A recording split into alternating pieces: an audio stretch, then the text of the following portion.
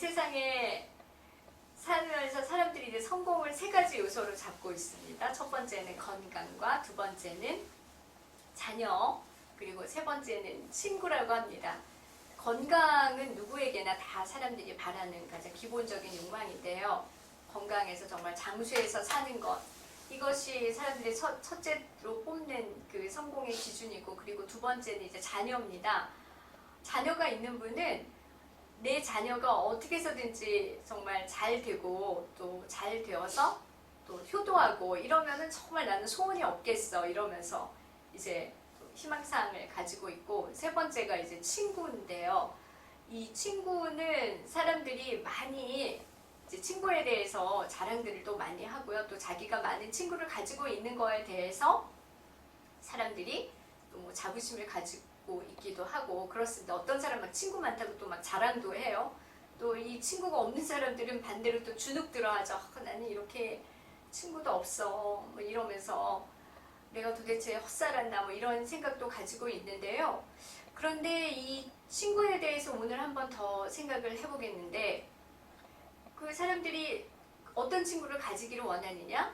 사람들 저마다 다 욕심이 있어서 나는 나의 친구는 영원히 나랑 같이 우정을 공유할 친구를 가지기를 원한다는 거죠. 그리고 특히 이 친구랑은 비밀도 다 털어놓고, 그리고 나의 모든 것들을 다 이제 뭐 서로 이제 공유하고, 그리고 서로가 또 바라는 게 있어요. 끝까지 나만을 또 좀 생각해주고 나를 좀 신뢰해주고. 그래서 친구가 만약에 나에게 거짓말을 했다거나 아니면 정말 한마디로 배신 같은 그런 행위를 하면은 엄청난 분노가 일어나지 않습니까? 그러면서 너랑 나랑 막 절교하며 이러면서 이런 또 상황이 벌어지고. 그러니까 사람이 이 건강도 중요하고 자녀에 대한 그런 기대도 중요하지만, 정말 중요한 것은 누군가가 자기 자신을 끝까지 믿어주고 또 누군가와는 끝까지 자기가 서로 소통을 할 수도 있고 먼저 이렇게 공감대를 형성할 수 있는 그런 존재가 정말 사람에게는 필요하다는 겁니다. 이것이 이제 본능적으로 우리가 말을 하든지 말을 안 하든지 이것들을 다 우리는 가지고 있어요. 그런데 생각을 해보니까 이 사람들이 그럼 과연 이 세상에서 그런 친구를 만들 수 있느냐? 이게 또 아니라는 겁니다. 왜냐면은 주변에서 보면은요, 믿었던 정말 믿는 도끼에 발등 찍힌다고 아는 친구라고 믿었던 지인들한테 뭐 속아서 사기를 당한 거나 또는 뭐 기만해가지고 뭔가 정말 패가 망신당한 이런 일들이 많이 벌어지고 있거든요. 그리고 또 정말 철석같이 믿었는데 이 친구랑 연락이 끊긴 거예요. 그래가지고 나는 정말 이 친구랑 계속해서 연락이 될 줄 알았는데 어느 날 갑자기 막 연락이 끊겼어요. 그래서 연락을 해도 안 되는 거예요. 나는 계속해서 이 친구랑 막 교류를 하고 싶은데. 그러니까 결국에는 인간이라는 존재들이 서로 이렇게 신뢰도 영속할 수가 없고요. 그러다 보니까 나중에는 이럴 바에는 차라리 그냥 혼자 살아. 이제 인간이라는 존재를 믿을 수가 없어. 그러면서 사람들이 또 택한 것이 인생의 동반자로도 동물을 택합니다. 여러분 요즘 길거리 가다 보면은 뭐가 눈에 띕니까? 애완견 샵들 많이 있어요. 몇 년 사이에 굉장히 늘었더라고요. 특별히 이 애완견에 대한 그 애정이 이런 이제 반대 방향으로 흘러가는 거예요. 사람에 대한 그 기대나 이런 애정이 동물에게로 흘러가가지고 이제 어떤 분들이 그렇게 말씀하시더라고요. 왜 개를 키우고 왜 개에 대한 그렇게 집착이 있냐고 했더니 개만큼 자기를 충성스럽게 반겨주는 존재가 없다는 거예요. 집에 오면은 항상 꼬리를 치면서 개가 막 짖어대고 이렇게 나에게 정말 충성스럽게 나를 사랑해주고 반겨주는 존재가 어디 있냐는 거예요. 그러면서 이 사람이 서로 물론 이제 동물과도 교감도 중요하지만, 그러나 우리 피조물들끼리 특별히 하나님께서 창조하신 우리 인간들끼리 서로 이렇게 나누어야 될 교감이 이제 반대로 막 이렇게 동물에게도 흘러가는 그런 현상들이 지금 오늘 현대사회에서 아주 팽배하게 이루어지고 있습니다. 물론 이것이 뭐 나쁘다고는 할 수 없죠. 동물도 사랑해야 되고 보살펴야 되는 존재지만, 그러나 이것이 너무 지나쳐서 오히려 더 인간들끼리 서로 이렇게 교제할 수 있고 그 교감을 영속할 수 있는 것들이 반감되어서 오히려 그것이 이렇게 동물에게로 향한다는 것이 조금은 좀 안타깝습니다. 그러면은 오늘 여기 오신 우리 여러분들에게 제가 여쭤보겠는데, 여러분들은 이렇게 영원히 같이 교류를 할 수 있는 그런 친구를 가지고 계십니까? 만약에 누군가 이런 질문을 한다면은 여러분이나 저나 아마 마음속으로 그런 대답이 나올 거예요. 맞습니다. 네, 저는 있어요. 라든가 아니면 저는 없어요. 저는 정말 잘못 살았나 봐요. 이런 두 가지들 중에 한 가지 대답이 분명히 나오게 되는데요. 저는 있는 것 같아요. 라고 대답을 하는 분들은 정말 좋겠습니다. 라는 그렇게 또 주변에서 그런 또 뭐 반응을 보일 수도 있어요. 그런데 또 만약에 저는 아닌데요. 아무리 생각해도 저는 정말 친구가 없어요.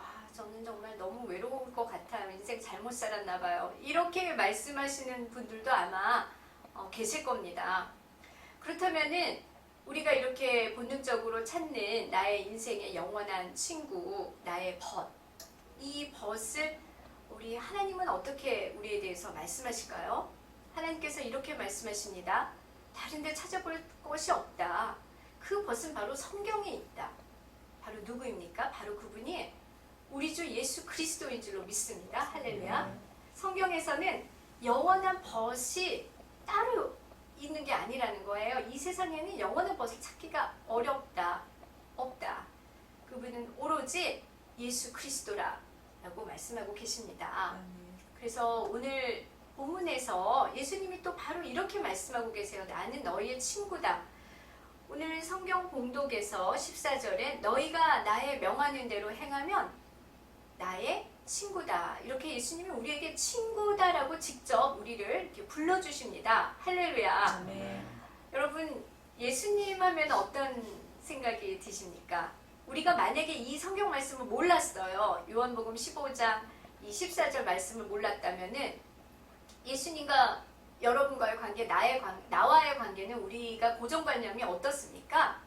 하나님은 정말 지극히 높으시고 전지전능하시고 예수님은 하나님의 독생자 아들이시고 우리가 그분을 믿었을 때 우리는 그분의 자녀가 되고 또 예수님의 제자가 되고 또 어떤 주님이니까 우리는 또 그분의 종이 되고 이런 어떻게 보면은 우리가 그 약간의 그 상하 뭐 종속적인 관계 뭐 이런 것들이 은연중에 남아있단 말이죠. 우리에게.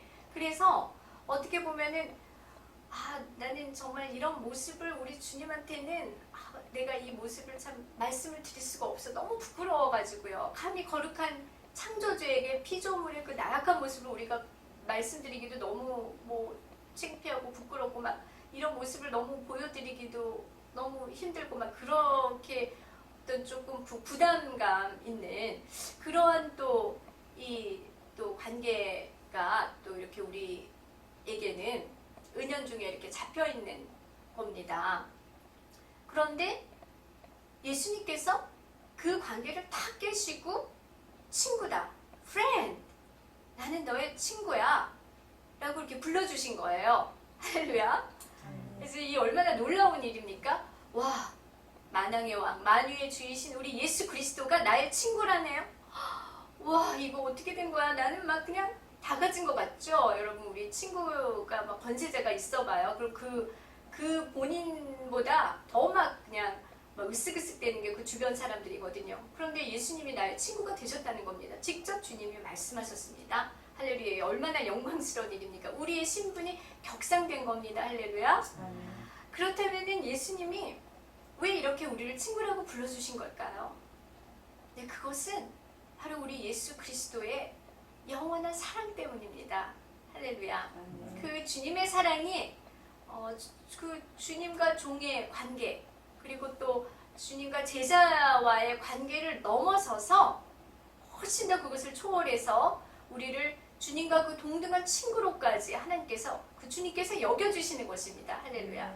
이제 그것이 이 성경에서 증거가 되고 있습니다. 오늘 본문에 요한복음 15장에 12절에서 14절에 보면은 이제 예수님께서 이렇게 말씀하십니다. 내가 너희를 사랑한 것 같이 너희도 서로 사랑하라. 사람이 친구를 위하여 목숨을 버리면 이에 더 큰 사랑이 없나니 너희가 나의 명하는 대로 하면 본 나의 친구니라. 이렇게 말씀을 하십니다. 와, 예수님이 우리의 친구랍니까 합니다. 그러면 과연 이 주님은 어떤 친구가 되시길래 이렇게 우리에게 친구라고 먼저 명명을 해주십니까? 이 말씀에 의거해서 예수님은 먼저 친구인 우리를 위해서 죽음도 마다 않으신 정말 영원하신 사랑의 친구가 되십니다. 할렐루야. 예수님이 이렇게 말씀하셨어요. 12절에 14절에 너희가 나의 계명을 지키면 너희도 나의 친구다라고 말씀하셨습니다.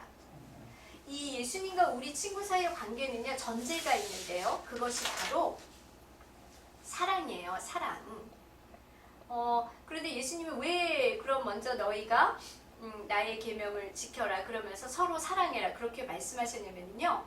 보통 명령을 내리는 자는 그 어떤 자입니까?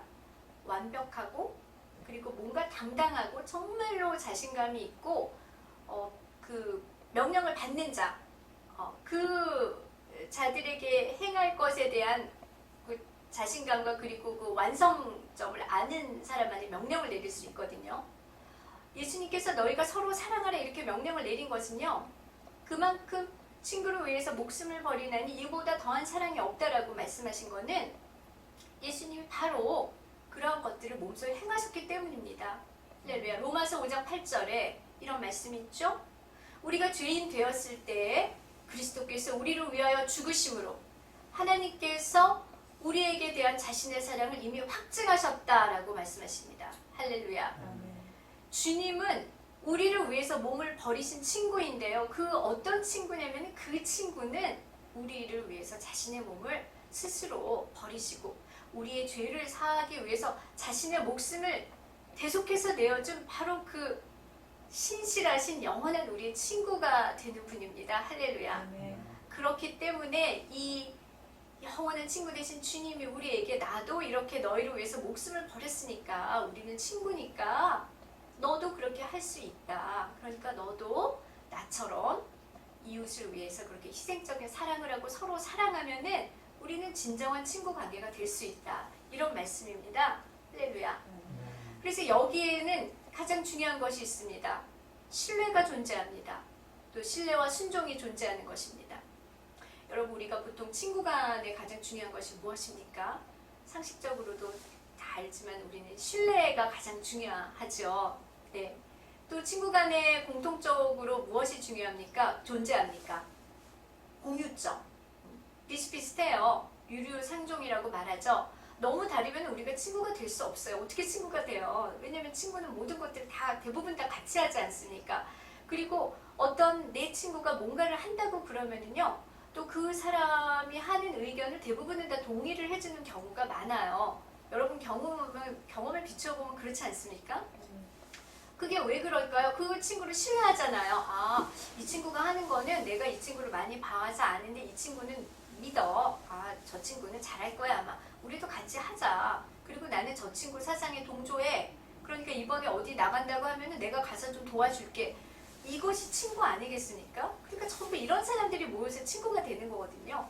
마찬가지로 우리 예수님도 예수님이 이렇게 이웃을 사랑하라고 나는 사랑의 주님이야. 내가 너희들을 위해서 이렇게 사랑을 했기 때문에 너희들도 나와 친구라면은 사랑을 해야 된다. 그렇게 말씀하셨을 때 우리가 주님이 우리 친구기 때문에 우리도 이렇게 동조를 하는 거예요. 예수님께. 할렐루야. 그런데 그 동조는요. 결국은 누구를 위한 것이냐면 우리의 영혼을 풍요롭게 하는 것입니다. 우리가 이웃을 사랑할 때 그것은 우리 인간의 한계를 넘습니다. 인간은요. 이웃을 많이 사랑할 수 있는 존재가 아니에요. 이미 타락된 존재인 인간의 본능은 selfish, 이기심으로 충족되어 있습니다. 그래서 이타성이 그렇게 많이 발휘될 수가 없습니다. 그런데도 불구하고 우리가 이웃을 사랑한다는 것은 이미 우리의 그 이타성을 넘어선 하나님의 사랑이 우리에게 충만히 온다는 이야기고요. 그러므로 인해서 우리가 우리의 영혼을 사랑하는 것입니다. 이게 역으로 그렇게 되는 것이에요. 그럼 우리가 우리의 영혼을 사랑하면 하나님께 더 가까이 나갈 수 있는 것입니다. 할렐루야. 주님은 이렇게 좋은 분이에요. 모든 것을 우리에게 다 유익이 되는 것으로 우리를 인도해 주시는 분입니다. 할렐루야. 이럴 때 우리 주님과 우리 사이의 친구지간의 신뢰가 형성되는 것입니다. 그리고 그 신뢰는 순종이 또 자리하고 있습니다. 우리 주님과 우리 사이에는 신뢰와 순종. 우리가 주님에 대한 신뢰를 주님은 절대로 배반하지 않으셨습니다. 여러분 마가복음 16장에 이런 말씀이 나오죠.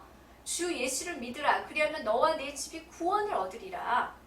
예수님은 그 말씀을 이루어 주셨어요. 우리가 예수님을 믿으면 구원을 얻겠다는 신뢰가 있잖아요. 그러려면 어떻게 해야 됩니까? 예수님이 십자가에서 대속의 죽음을 하셔야 되는 거예요. 그것을 희생을 하셔야만 그 말씀이 이루어지는 겁니다. 주님은 우리의 신뢰를 배반치 않으셨습니다. 할렐루야. 우리도 주님께 순종함으로 우리 주님을 향한 우리의 신뢰를 배반치 말아야 될 것입니다. 그래서 예수님이 서로 사랑하라 그렇게 말씀하신 겁니다. 이것이 이제 구약에서 잘 나타나 있어요. 이렇게 하나님에 대한 신뢰, 주님에 대한 신뢰와 그리고 순종이 일어났을 때 정말 진정한 그 하나님과 우리의 관계, 그리고 예수님과 우리의 관계가 진정한 친구 관계가 성립됐다는 것이 또 구약에서도 이게 입증이 되고 있습니다. 구약의 역대하 20장 7절에 보면은요, 하나님께서 아브라함을 일으켜 주의 벗이다 이렇게 말씀하셨습니다. 아브라함이 누굽니까, 여러분? 아브라함 하면 뭐가 생각납니까? 어떤 말이 생각나죠? 믿음의 조상. 맞습니다. 믿음의 조상. 또 아브라함 뭐가 생각납니까? 순종. 그렇죠. 네, 아주 유명한 그 이삭을 제단에 바칠 때 아브라함이 그냥 어떻게 보면 너무나 무식할 정도로 맹목적으로 순종하지 않습니까? 그런데 그 맹목적인 순종도 그냥 맹목적인 게 아니라 그 바탕에 믿음이 있었어요. 하나님을 신뢰하는 그 믿음이 있었기 때문에 자기 자식도 그 제단에다 잡아가지고 그 하나님께 바치려는 그러한 행동에 나왔던 것입니다. 아브라함은 가장 대표적인 믿음의 그 표시가 어디서 나오냐면 창세기 12장 1절인데요. 하나님이 아브라함에게 직접 말씀하시는 거예요. 너는 너의 본토 친척 내 아비 집을 떠나서 내가 너에게 지시하는 곳으로 가라. 그렇게 말씀하십니다. 그때 아브라함이 행한 행동이 뭐였냐면요. 이같이 말씀을 듣고 아브라함이 여호와의 말씀을 조차 바로 떠났더라. 그렇게 나옵니다. 성경에는요, 아브라함이 거기에 대해서 하나님 근데 제가 왜 떠나야 돼? 이렇게 뭐 아브라함이 다시 되물어보고 고민했다는 말이 안 나와요. 여호와의 말씀을 조차 떠났더라. 그렇게 나오는데요. 이것이 우리가 볼 때는 그냥 이렇게 문자적으로 봤을 때는 쉬워 보여요. 그냥 뭐 떠나면 되지. 근데 그 당시 상황에는 이게 절대로 쉬운 것이 아닙니다. 그 당시 아브라함은 75세였습니다. 이 75세 노인이 여러분 생각해보세요. 자기 고향을 떠나는데요.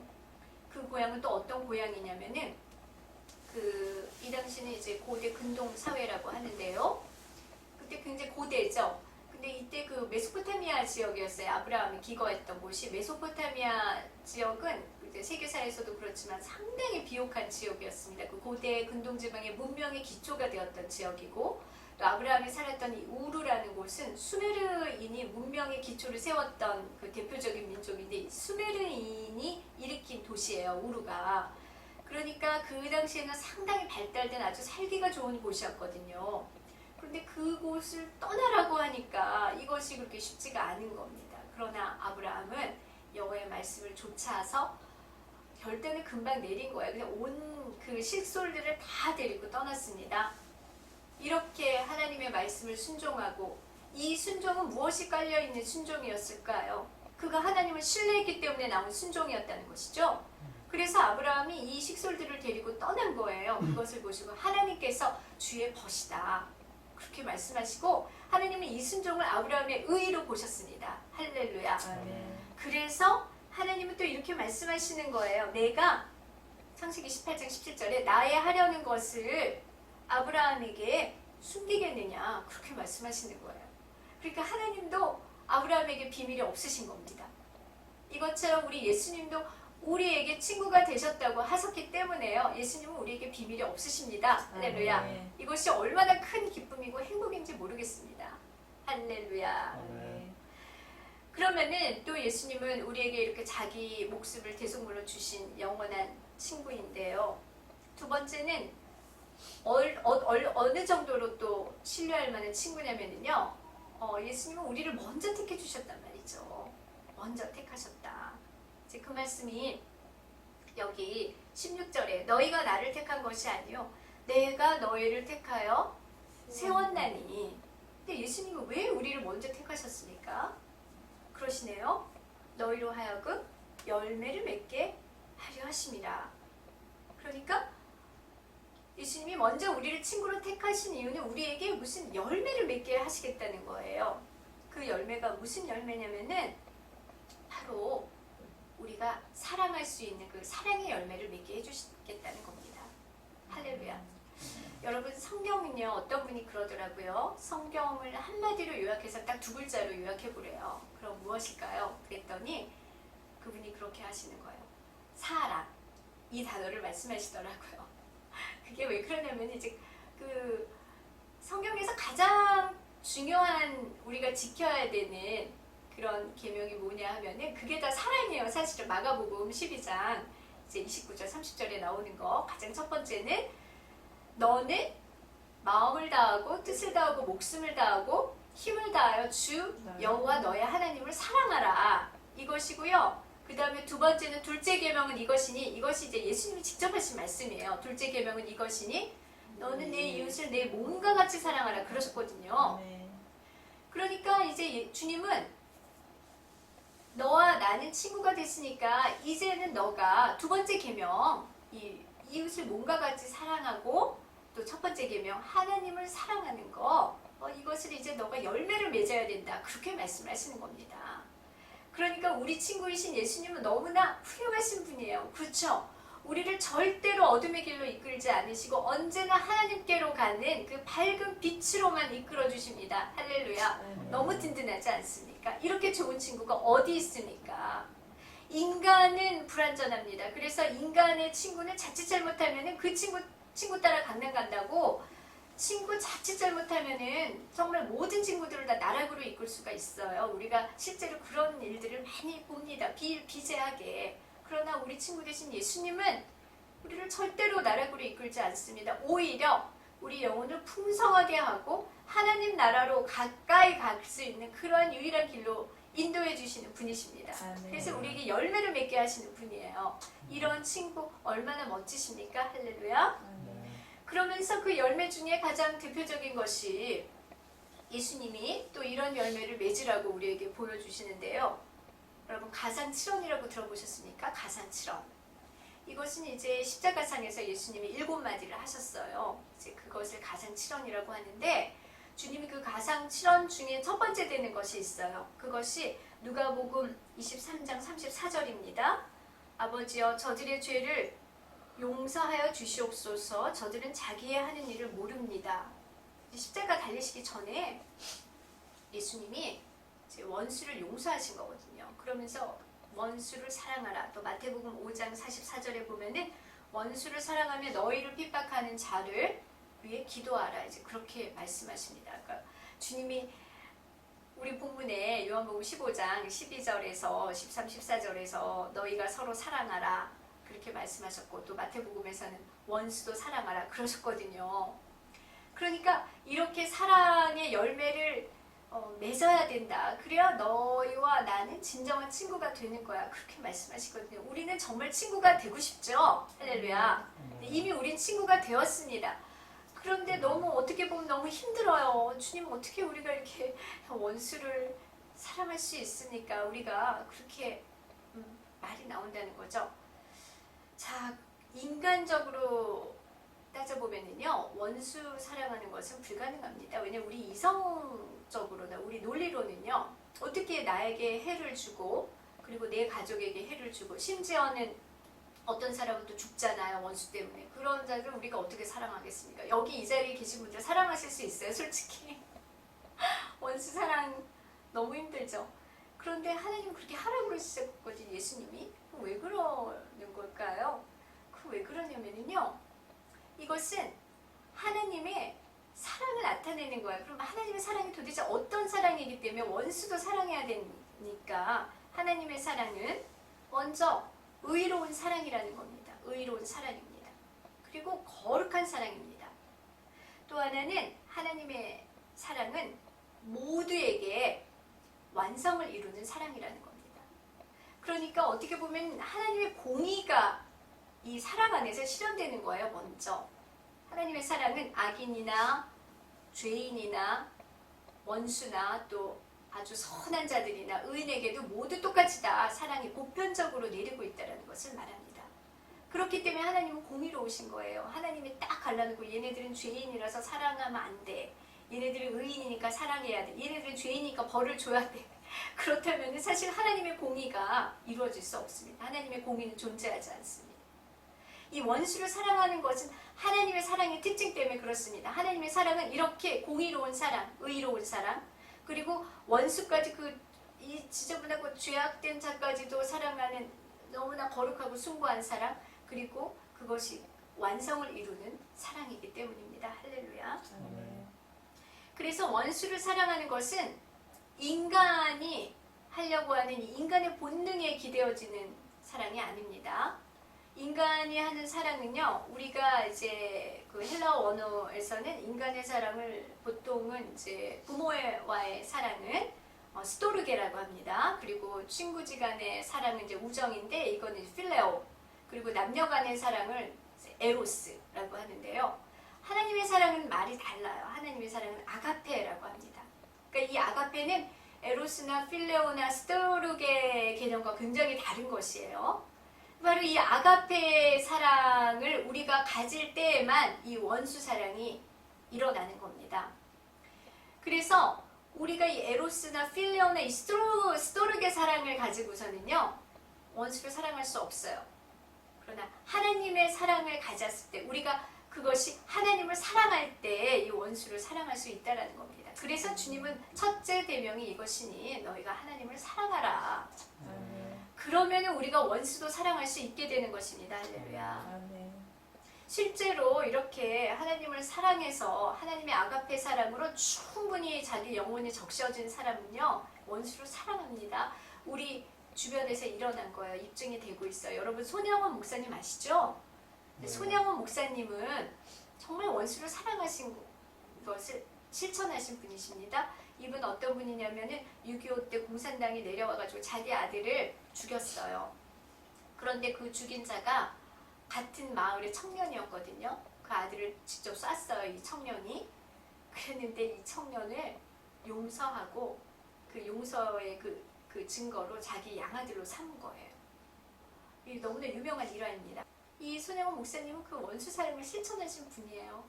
제가 이렇게 비슷한 기사를 또 해외 외신에서 또 접했는데요. 미국의 어떤 분인데 이분도 그 자기 아들이 이제 가족이 아무튼 대신 죽었어요. 강도를 당해가지고 죽었는데 그 강도의 자식을 이분이 키운 거예요. 그런 일들이 일어납니다. 할렐루야. 그러니까 이것이 사실은 아주 불가능한 것은 아니고 우리가 하나님의 사랑으로 충만히 젖어졌을 때는 우리는 예수님이 말씀하신 것을 지킬 수가 있습니다. 주님이 이렇게 말씀하셨어요. 내가 한 것을 너희도 하리니 이렇게 말씀하셨습니다. 오늘 우리 예수소망교회 모든 성도님들과 저는 이렇게 주님 말씀 따라서 주님이 하시는 것을 우리도 할 수 있는 우리 모든 교회가 우리 예수소망교회가 될 수 있도록 주의 이름으로 축원합니다. 할렐루야. 그래서 우리가 믿음 생활을 하면서 여러 가지 낭망을 합니다. 무엇보다도 가장 큰 것이 이것은 신앙생활을 몇 년 했느냐에 따라서 상관이 없어요. 뭐 3개월 하든 6개월 하든 10년을 하든 20년을 하든요. 별로 상관이 없어요. 그냥 우리 모두 다 슬럼프에 빠지기도 하고 자격지심을 느끼기도 합니다. 심지어 우리는 막 봉사를 하던 또 이제 사역자들도 저 같은 경우는 막 그런 자격지심에 빠질 때가 있어요. 나같이 이렇게 부족하고 불충분하고 게으르고 불성실하고 정말 내가 이게 하나님께서 왜 나를 이렇게 불러주셨나 이렇게 자격 없는 나를 이런 생각이 드는데요. 또 실제로 제가 전도해 보면 이런 경우들 많이 봤습니다. 저는 우리 청년들한테 물어보니까 제가 막 예수님 믿냐고 했더니 뭐 믿는데요. 그런데 그럼 어느 교회 다니세요? 교회를 안 다닌대요. 그런 청년들 많아요. 왜 안 다녀요? 못 간대요. 안 다니는 게 아니라 이제 못 가겠대요. 왜? 그랬더니 처음에 자기도 열심히 섬겼대요. 그리고 너무 기도도 많이 하고 그랬는데요. 못 간다는 거 있어요. 왜요? 상황이 안 되다 보니까 자꾸 예배를 빠지고 기도에 못 나가고 모임을 안 하고 또 이러다 보니까 완전히 이제 신앙생활하고 동떨어진 생활을 하는 거예요. 뭐 친구들 따라서 술도 먹고 막 이러다 보니까 그러다가 보니까 너무 거기 생활에 젖어가지고 자기가 이제 너무 더럽혀져가지고 예수님 앞에 못 나가겠다는 거 너무 부끄럽고 죄인이라서 이제 못 가겠다는 거예요. 저는 이래가지고 교회 안 나오는 사람들 많이 봤습니다. 실제로 많이 있더라고요. 그랬을 때 예수님 이렇게 말씀하십니다. 너는 나의 친구야. 너는 나의 친구야.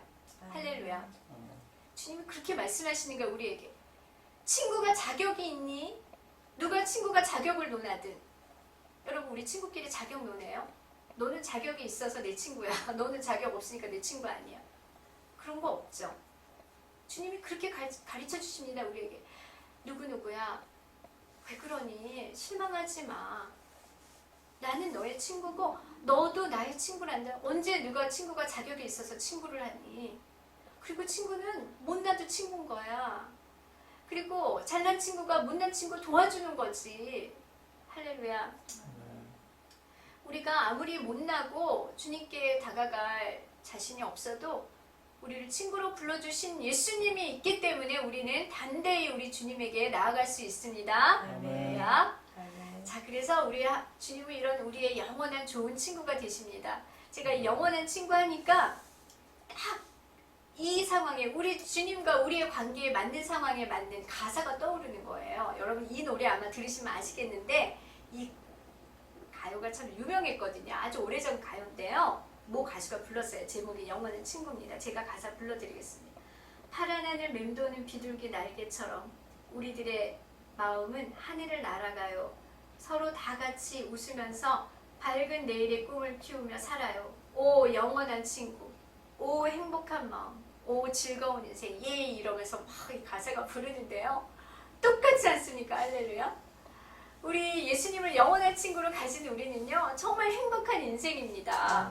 이 즐거운 인생을 파란 하늘 맴도는 비둘기 날개처럼 우리 예수님과 함께 하늘나라에 대한 이런 소망을 가지면서 즐겁게 살아가시기를 주 예수의 이름으로 축원합니다.